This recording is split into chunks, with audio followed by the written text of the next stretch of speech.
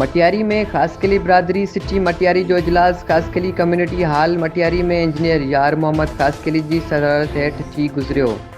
इजलास में खासकली बिरादरी के मौज़न मुमताज़ अली खासकली, नसरुल्ला पप्पू खासकली, डॉक्टर शहजोर गुल खासकली, तलत हुसैन खासकली, फयाज हुसैन खासकली, जमील अहमद खासकली, साईं रजब खासकली, निसार खासकली समेत वॾी तादाद में खासकली बिरादरी के माण्हुनि शिरकत कई।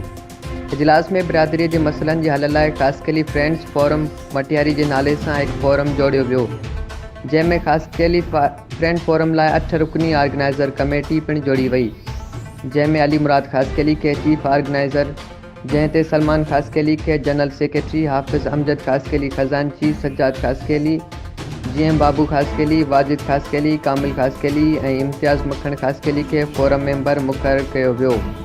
खासकली फ्रेंड्स बिरादरी जा मसला बुधी उन्हनि खे हल करण की कोशिश कंदो। उन खां अलावा फोरम बिरादरी के फलाह बहबूदी के लाइ पिण कमु कंदो।